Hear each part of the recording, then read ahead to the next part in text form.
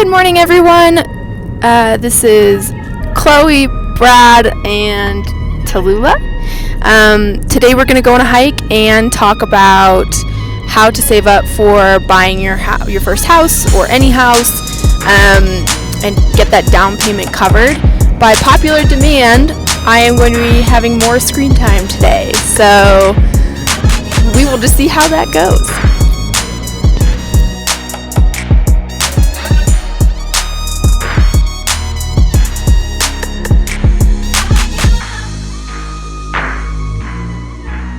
Alright, so first things first, this is talking about how to save up for a house hack.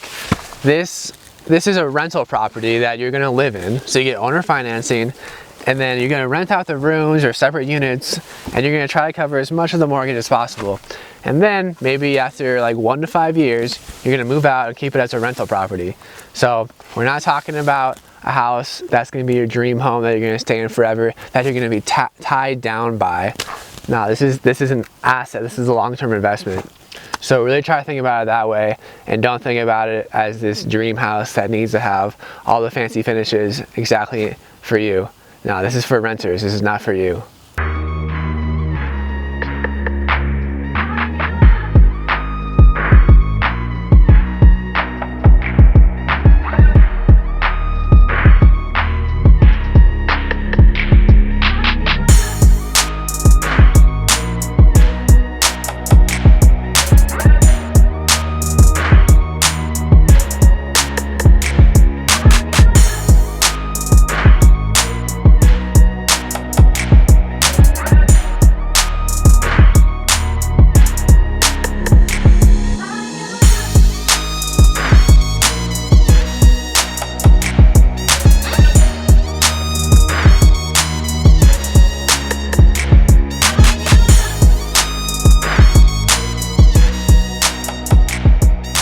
So I hate to say it, but you're gonna need a job. I mean, in order to qualify for a loan, you're gonna need a job. You need to show the bank that you have some source of steady income. And if you're just starting out, if it's your first house hack, you probably don't have any investments or businesses that can provide you that kind of income. So you should probably start out getting a job. Now your goal with this job should be to save as much as possible and put that intentionally towards your house hack. Every dollar you save, every dollar you make, you should be, okay, this is an intentional dollar I'm putting towards my house hack.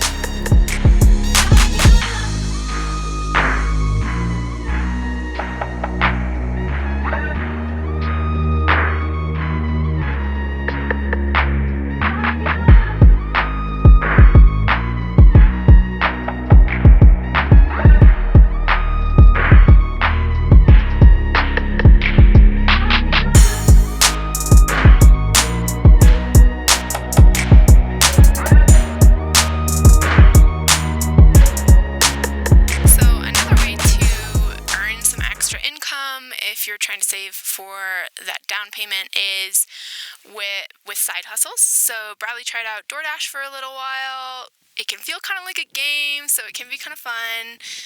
There are dog sitting services like Wag and Rover that you can become a part of. Any of those delivery services, you could also become an Amazon packaged, kind of like a layperson deliverer. They have positions for that. And for a while, I was a nanny, and I actually made really good money. So depending on where you work, you can make really good money as a sitter, but you don't need all that much experience, and a lot of people have childcare experience pretty naturally, so I would really recommend that one. If you're in school right now or you just graduated, you would also be in a good position to become a tutor. So if you took a lot of math classes, there are a lot of high school age or community college students that you could try and get into the market of tutoring. So that's another side hustle that you could have.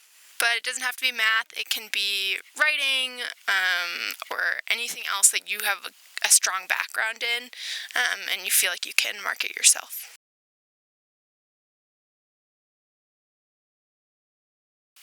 So I think one thing that's good to point out, though, is that you can side hustle with almost anything. We have so many friends who are doing things that feel super out of the box. In fact, we have a friend who makes charcuterie boards kind of as a side hustle. So if you have a skill or an interest that you think you can market to the world, you can make it into a side hustle. You just need to work on building a clientele and some sort of presence generally on the internet or on social media.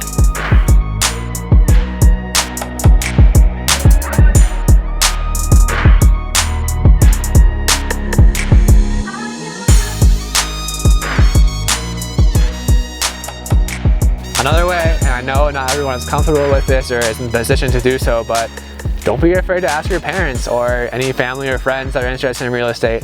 You know, maybe you know someone that's like, oh, I've always wanted to buy real estate, but I'm just waiting for the market to crash, and then, you know, it never happens. And so, you know, why don't you go in there and do some research, you know, watch Brad and Chloe, more YouTube videos, learn, watch Bigger Pockets, any podcasts, and now you'll be in a position, you got the knowledge and you got the work ethic, and you can be like, hey, why don't you help me buy this house, and then I'll put in all the work with, you know, fixing it up, finding renters, taking care of it, managing the property. This can either be gift money, just, you know, read up on the rules with IRS on what gift money is in terms of taxation, or it can just be a loan. So, you know, you can say, hey, if you give me $10,000, I'll get a job, or I'll work. Or, you know, if I put in this much work, if I do X, Y, and Z, and you do A, B, and C, okay, why don't we split the profits 50-50? You can make some kind of deal that way, you know, be creative, and do this with someone you trust, and you have to be trustworthy as well. But I would say in general, don't think of it as so taboo to ask your parents or family or friends. I know it's a privilege, and I know not everyone is in that position, but if you are in that position, it could be a great way to get started and to show that you got some skills and to work on those skills to get started, to gain experience, which is really valuable.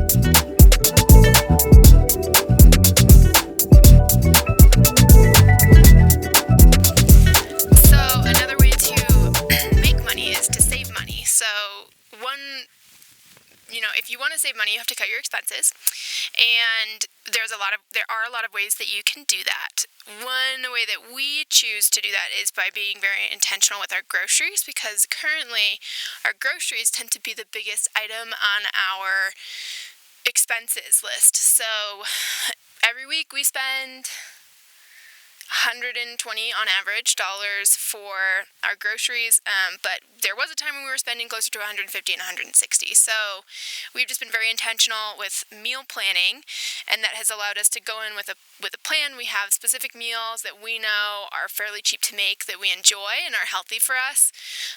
So we curate those meals every week and are able to kind of cut down on our meal expenses by being intentional with planning. Another thing you can do is shop around for cheaper rates on certain bills you pay that might be on auto pay. Just take a look at them. If you pay a lot for car insurance, look around and see if you can get a cheaper rate. There's nothing wrong with letting the insurance agent on the phone know that you paid this and you're looking to get a lower price and seeing what they can do. It's worth trying to negotiate. Okay, so another way you can get just a huge lump sum of money is if you get a job in a different city or a different state, you should really try to negotiate relocation, because you can get quite a bit of money out of relocation. At least for me, I got $5,000 just for moving from California to Colorado, and that was included in the package. But I would say you gotta try to negotiate that. I mean, if there's any chance that your employer could offer, you know, a bonus or some kind of like relocation package, you know, everything is negotiable. So just talk to them, say, hey, it's going to be a lot of money for me to move. It would really be helpful if I could get some assistance for moving for this job. And remember, I think the biggest hurdle when people think about buying a house is, oh, I got to put 20% down. That's so much money. And yeah, it is a ton of money. If you got a $300,000 house, that's $60,000 you got to save up for. That's like a whole year's salary for some people, for most people. And so just remember, you only need 3% down, especially if it's your first house. You only need 3% down. You know, some people think this is kind of risky because you're leveraging a lot of it, but I think it's a great way to get started. You got to get in. You got to get started playing the game. And so 3% down is awesome. keep in mind you're also going to need money for closing costs, and you're also going to want some money in reserves. So don't just think that, okay, as soon as I hit that, whatever it is, $10,000, okay, I'm good to go. No, you're going to want to have some money in reserves, especially because there'll probably be some things you're going to have to fix up when you move in, and also there's closing costs. So usually looking like, I don't know, 3 to 5, maybe 4 to 6% of the house for closing costs. So make sure that you factor that in. And also for reserves, I'd recommend at least $5,000 for reserves.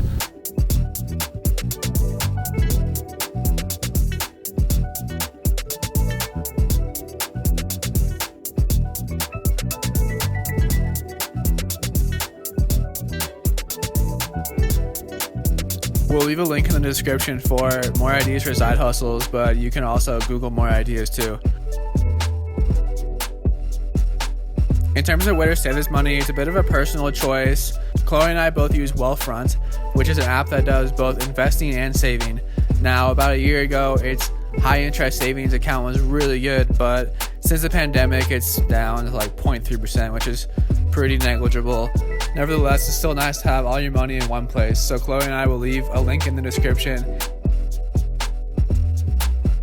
And yes, full disclosure, we do get a slight benefit from this. The benefit is that if you use it, both you and us will get $5,000 managed for free in our investing account.